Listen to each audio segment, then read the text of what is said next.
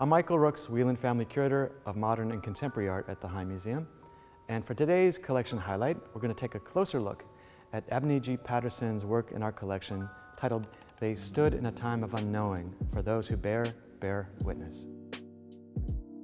Patterson celebrates and commemorates the lives of those who are made invisible in society due to race-based class and social divisions. And she does that through a visual lavishing of color and texture and materiality. They're glittering, resplendent works of art that are alluring. They bring you in close. And that's when you start to see these details that are both beautiful, but also troubling. For example, the wallpaper behind the tapestry. It's floral, but you start to see that the flowers are in various stages of decomposition. They're dead and they're dying.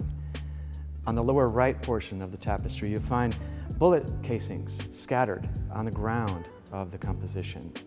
Perhaps even more unsettling, once you start to pick these details out, are the body fragments that you notice around the periphery of the composition. Fragments that are partially concealed by the lush tropical foliage and flowers.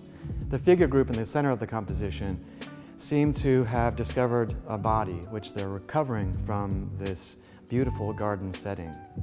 Above these figures are absences. There are silhouettes of what perhaps are the spirits of those who are invisible, the spirits of those who have gone before us.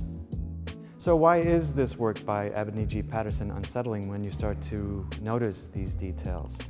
For one thing, this all takes place in a garden setting. And gardens are places that we associate with beauty and with sociality, with picnics, with our family. So Patterson asks in her work, how are gardens like cemeteries? How do gardens mirror the colonial strategies of exploitation and subjugation and exclusion? Modern-day botanical gardens are themselves microcosmic colonies of often non-native plants that take up space and resources, crowding out indigenous species, while undesirable plants, not valued by the dominant culture for their use or beauty, are what we call weeds.